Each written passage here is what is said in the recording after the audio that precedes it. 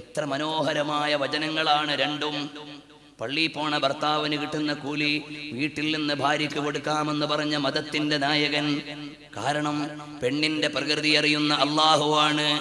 അവൾ കാണുന്ന പോലെ ചാടിപ്പടച്ച് പള്ളി പോകാൻ പറ്റൂല. ഒരു രാജ്യത്തിന് ആഭ്യന്തരം വേണം, വിദേശകാര്യം വേണം. എല്ലാ മന്ത്രിമാരും വിദേശകാര്യ മന്ത്രിമാരായാൽ ആഭ്യന്തരം നോക്കാൻ ആളുണ്ടാവൂല. അതുകൊണ്ടൊരു സമൂഹത്തിന്റെ സൃഷ്ടിപ്പിൽ ആഭ്യന്തരം വേണം.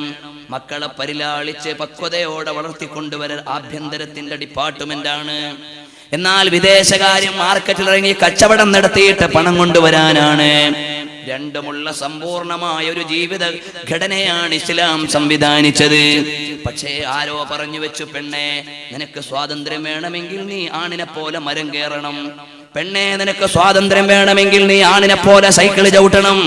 പെണ്ണെ നിനക്ക് സ്വാതന്ത്ര്യം വേണമെങ്കിൽ നീ ആണിനെ പോലെ തെരുവിലിറങ്ങിയിട്ട് അലമുറയിടണം. നിനക്ക് സ്വാതന്ത്ര്യം വേണമെങ്കിൽ നീ പാർലമെന്റിന്റെയും ലെജിസ്ലേറ്റീവ് അസംബ്ലിയുടെയും മുമ്പിൽ പോയിട്ട് പിക്കറ്റിംഗ് നടത്തണം. ഇതെഴുതി പഠിപ്പിച്ചത് പാശ്ചാത്യ ലോബികളാണ്. അകത്തിരിക്കുന്ന പെണ്ണിനെ പുറത്ത് വലിച്ചിറക്കിയിട്ട് ഉപഭോഗ വസ്തുവാക്കാൻ ശ്രമിച്ച കമ്പോള താല്പര്യത്തിന്റെ ഉൽപ്പന്നങ്ങളാണ്.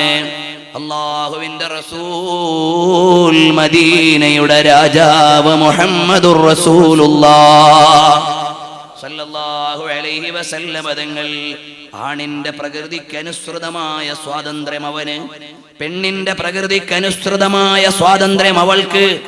കുട്ടികളുടെ പ്രായപക്വതക്കനുസരിച്ചുള്ള ആരാധനയുടെ നിയമം പറഞ്ഞ മതം. ഇതുപോലെ മനോഹരമായ ഒരു കംപ്ലീറ്റ് കോഡ് ലോകത്ത് വേറെയില്ല.